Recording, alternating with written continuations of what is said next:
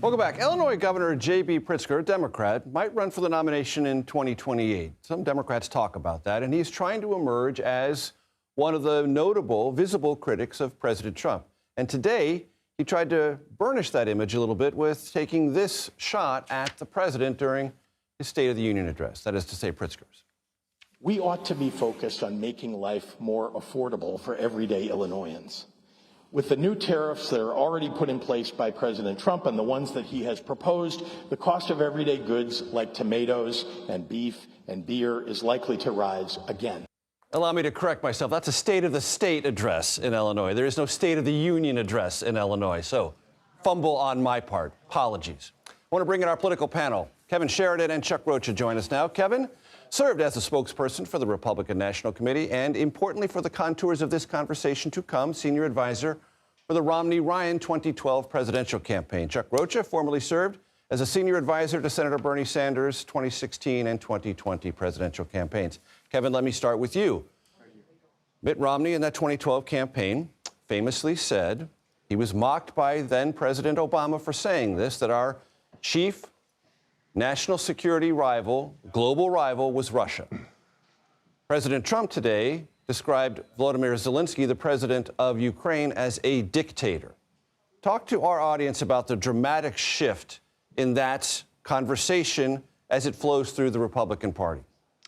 Yeah, Mitt Romney was widely mocked. It wasn't just that one comment in the debate, but it was an entire Democratic Party strategy in 2012 to say Russia is not a threat to the global world order or a big enemy of America.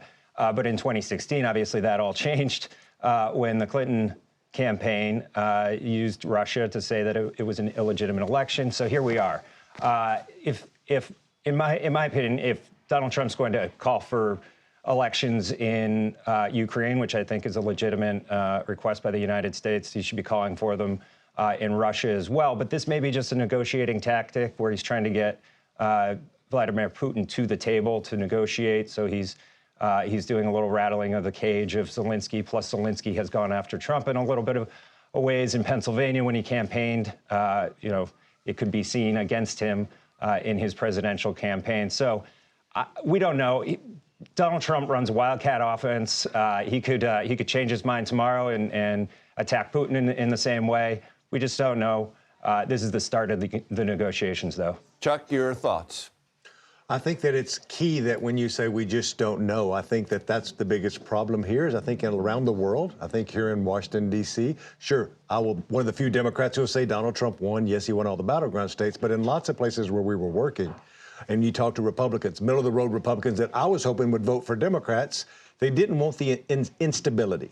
And they voted for Donald Trump because they remembered what their pocketbook was like 4 years ago. They remembered that economy, and I give that to the Republicans. But I think this could be an Achilles heel as we move into it. If everything goes smooth, it won't be. But if anything was to happen as they're going back and forth with the instability, I think that's when it becomes a problem. Kevin, J.B. Pritzker talked about inflation, tariffs in his State of the State address. Inflation is, for the moment, and I'm only saying for the moment, sticky. That's a word that the Federal Reserve uses. You can find it in their notes. But J.B. Pritzker is saying if there are tariffs, inflation could not only be sticky, it could be higher. And that could be a political problem for President Trump. Your evaluation?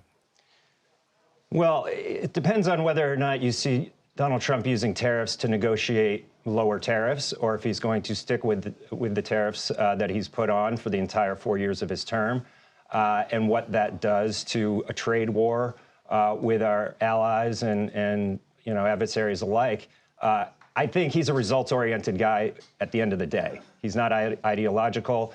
He does believe in the use of tariffs, but if he's not getting results and the stock market tanks and prices keep going up, I don't think he sticks with them. He will try a different tactic. But so far, it's actually worked in some places. I think car tariffs have come down in some ways. So he's trying to open up markets, I think. He carries a big stick, but ultimately, he's going to want the results because that's what he's going to be judged on. And Chuck, to that point, J.B. Pritzker gives this State of the State address trying to tell Democrats, hey, I know how to give voice to this opposition, and I'm going to root it entirely in those, quote unquote, heavily cliched kitchen table issues. Affordability is the word I go to. Inflation could be a word used, but it's really, as I back away from these elections after 30 years of doing this work, affordability is what it came down to. There was a lot of anxiety in the electorate. It was a change electorate. We've lived through 3 different change electorates where folks in the middle of our economy who feel left out are looking for anything like Barack Obama, anything like Joe Biden, and anything like Donald Trump twice, because they're desperate for some relief around economic issues that drive their everyday costs. Affordability is it. Any Democrat that can grab that mantle, and if these trade wars go backwards, like we were just talking about, that it could be a thing that Democrats could use, but we have to do something to get people to trust Democrats, to say that we understand the affordability needs that you need in your household. And Chuck, President Trump likes to say, we'll see what happens. Related to that, someone who's very experienced in television says, stay tuned. If, in fact, as Kevin says, these are negotiating tools and they create better economic environments, Trump's going to win that, isn't he? He is every day. Like, I am a professional politician who gets folks elected to politics, and there's just nothing better than that messaging. Right now, I'm miserable because everything that he said he's going to do, he's out there doing. Now, will it wreck our economy? That's yet to be seen. Will it start a third world war? That's yet to be seen. He's taking huge risk, but as we were just saying, it is a wildcat offense, and it's high risk and high reward. I'm hoping that it's a risk he shouldn't be taking. Wildcat offense. Sometimes we get sports in here, folks. Kevin Sheridan, Chuck Rocha, thanks very much.